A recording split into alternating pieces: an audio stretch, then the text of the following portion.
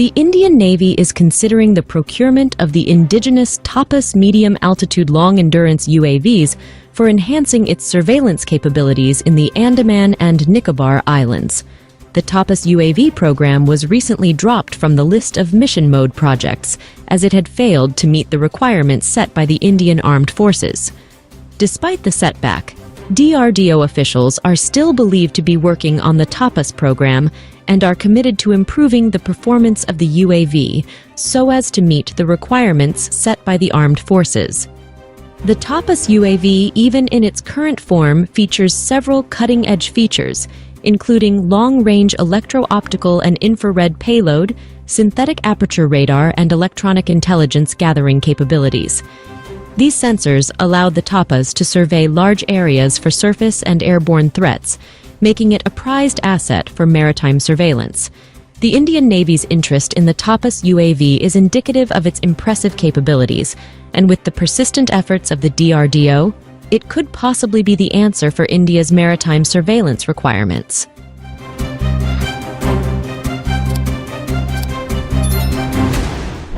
The Indian company Larsen & Toubro and the European defense manufacturer MBDA are keen to jointly manufacture a revolutionary fifth-generation anti-tank guided missile for the Indian Armed Forces. This state-of-the-art missile, codenamed ATGM-5, was unveiled at the Defense Expo 2024 and promises to offer unparalleled precision and lethality. The ATGM-5 incorporates several disruptive fifth-generation technologies, including a new-generation passive dual-band seeker, a new-generation multi-purpose tandem warhead, and a smokeless propellant. This new ATGM is expected to have a shelf life of 10 years and would be free from the international traffic in arms regulations. Larsen & Toubro and MBDA are planning to manufacture the missile entirely in India, and upon induction, it would be a game-changing addition to India's anti-tank arsenal.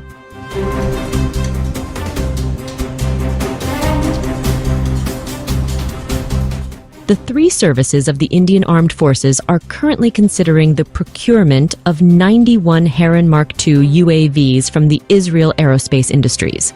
If finalized, the deal would equip the Indian Air Force with 42, the Army with 27, and the Navy with 22 UAVs, respectively. The Herons are amongst the most capable UAVs in the world and can be equipped with specialized payloads for electronic support measures, communications intelligence, electronic intelligence, and communication relays. The Heron Mark II boasts of a service ceiling of 35,000 feet, an endurance of 45 hours, and can carry 490 kilograms of payload. The UAVs are likely to be jointly manufactured in India by the Israel Aerospace Industries, along with Hindustan Aeronautics Limited, and their induction would significantly improve the situational awareness, intelligence gathering, and communications reach of the Indian Armed Forces.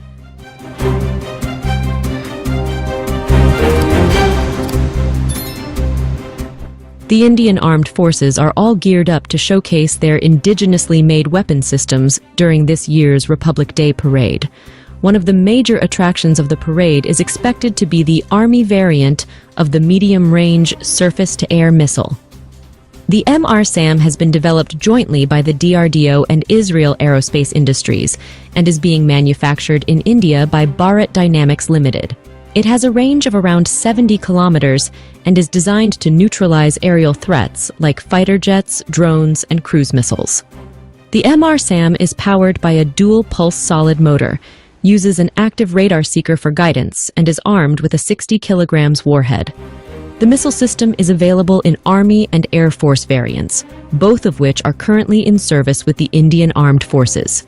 The cutting-edge technology incorporated into the MRSAM substantially bolsters India's air defense capabilities and provides robust protection against airborne threats.